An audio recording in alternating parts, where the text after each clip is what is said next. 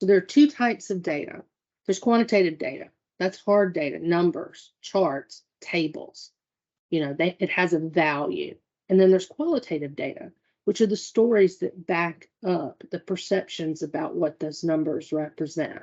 And to put in a good application, doesn't matter what grant you're applying for, you need both types of data to make that work. You need to represent in cold, hard facts where you are, and then you need to put the story with it on what you're trying to do and the people that represent those numbers. So among those different types of data, you run through a process where you go from being data informed to data centric. As a community, you start with data informed. You start by collecting your data, knowing who your stakeholders are and what data they bring. And you use that regularly as you start to build out your goals, your metrics on how you're going to decide whether or not you're approaching your goals correctly, and eventually how you go back and you reevaluate all of the plans that you put together.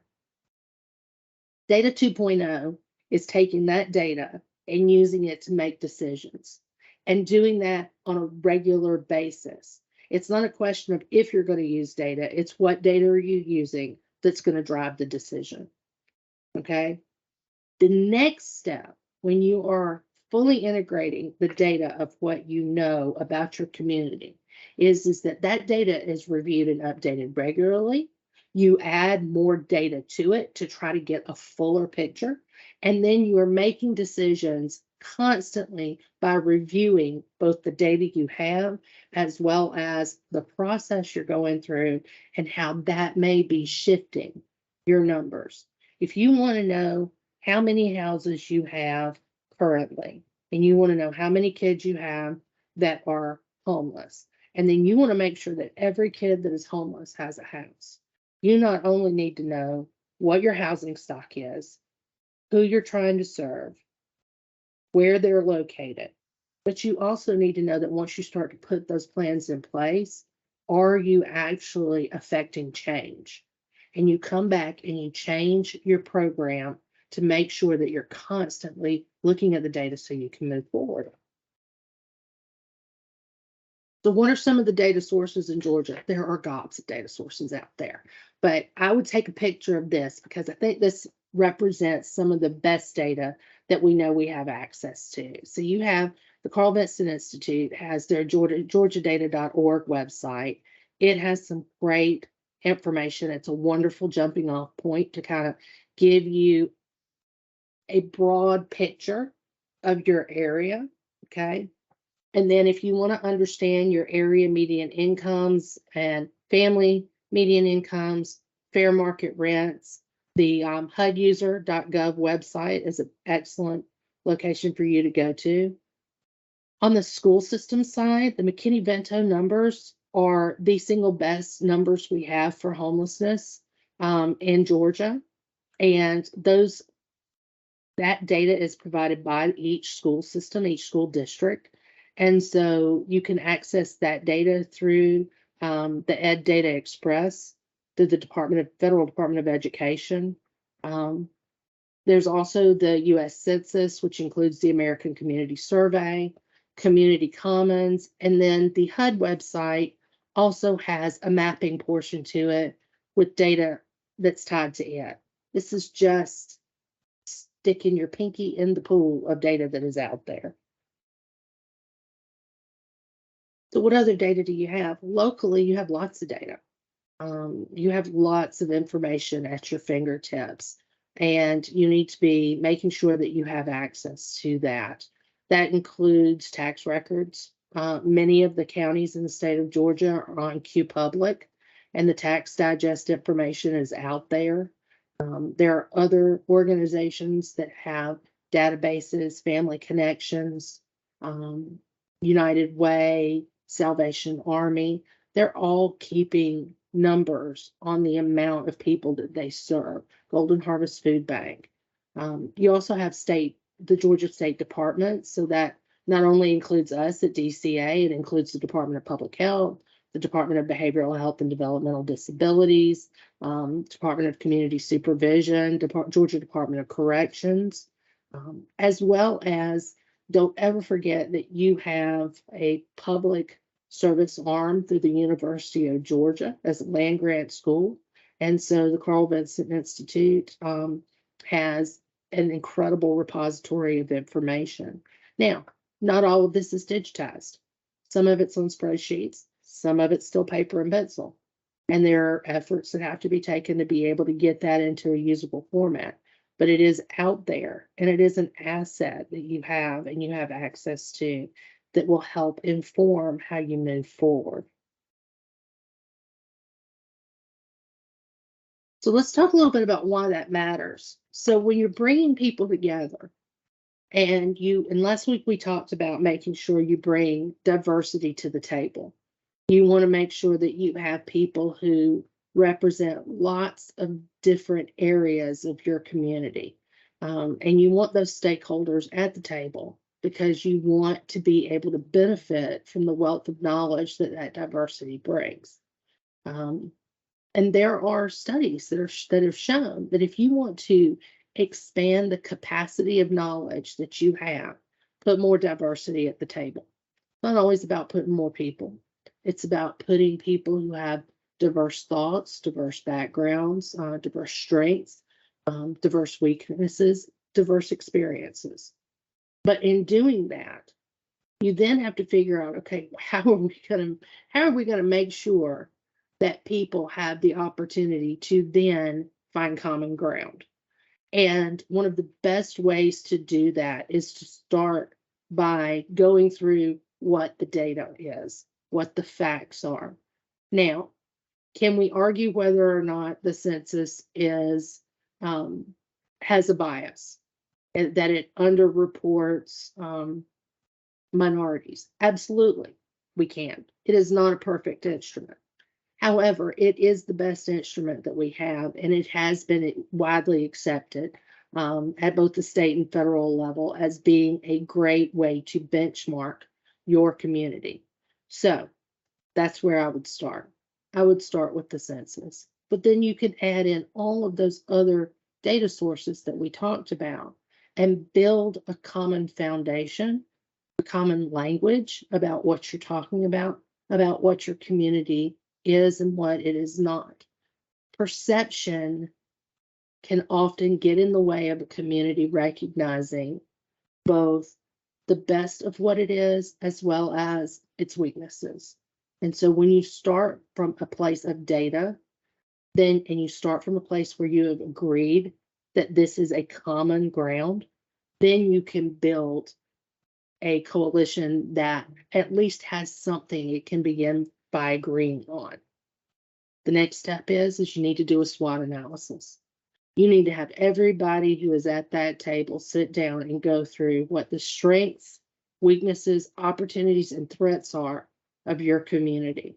And you need to put each one of those things on a list under that heading so that everyone can see what is on that list from that diverse body. A SWOT analysis, it is both a mind-boggling and an enlightening way to see what people think about your community. And you will learn a lot, not just about what people think, but also their perceptions. Because I've been in many, many SWOT analyses where an item was both a strength and a weakness. We have a strong police force. That's a strength. We have a strong police force. That's a weakness. And it depends on perspective. That's where you start to figure out what exactly it is that you need to try to identify as areas of concern and opportunities. And that goes into you starting your goal process. Kelly? So, yes, ma'am. Before you move on to the next slide, if you can go back to the SWOT analysis real quick, if you could show like an example of maybe how data would inform this. So maybe particular numbers that would go into one to a few of those boxes. Absolutely. That would be great. Absolutely. All right. So let's say that a common theme in your community is that, we're spending too much money on fill in the blank. We're spending too much money on our ambulance service. Okay. Well, what is informing that? Well, the bottom line amount of money that we have to appropriate every year. Okay. What increases calls for service?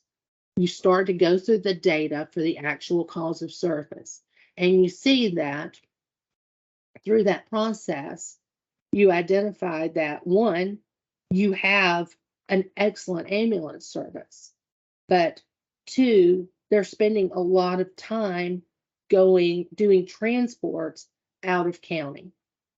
Okay. And that is costing you money, and it's an opportunity cost in that you don't have as many people who are there to be able to run calls for you. So now your fire department's having to pick up these calls. Okay. So you're going through this process and you start to find out, well, why are they transporting so many people? Well, they're having to transport people because there is a subsection of people who are in poverty who don't have access to quality health care. And so the emergency process is how they get their health care. Okay. And if we strengthened that aspect within our community by providing other health care, we might be able to offset that. So you have this conversation, you go into, everybody's got a really strong opinion about what the problem is. And you go into your SWOT analysis and you have these large pieces of paper on the wall and you start just brainstorming. Okay, what are our strengths? Well, our strengths are is that we've got an excellent hospital. Okay. We've got, and you go through, we got a school system, blah, blah, blah, blah. You list them all. What are our weaknesses? Well, we have a very large aging population. It represents a much higher percentage than a lot of our surrounding counties. Oh, okay. So we know that. So what opportunities do we have? Well, we have a really robust program with our local primary care doctors. That's a real opportunity. That's a strength that we have, and we think there might be an opportunity there. Okay, what is going to threaten that? Well, if we don't have the support system for them, if we don't have the quality of life for them to move here or retain them, and you start to find where each of these areas are building and informing upon the other, and it's a push-pull. So then you start looking at, all right, what are our numbers? What is the infant mortality rate? What is the maternal mortality rate for our community? What is our diabetes rate? And so these are areas that you start to expand your data knowledge about and try to start figuring out, okay, what do we have that we can work with and what are we trying to get to? And in doing that, you start to build a work plan of what it is that you want to do. Housing is in every one of these conversations. It inevitably comes up. And I chose the healthcare example on purpose because housing first, making sure that people have a roof over their heads, directly impacts everything else. It is one of the largest expenses that families have. It can be one of the things that actually break a family up is that loss of housing, where children have to go in one direction and parents have to go in another. You can see where the impact on the McKinney-Vento numbers are affecting the school systems. And so it really doesn't matter where you identify your strength or your weaknesses. When you start to try to figure out how you're going to solve those problems, basic needs become, it's Maslow's hierarchy of needs. That basic need of shelter is one of the very first things that you end up having to address. If there is not a good, and we can go back to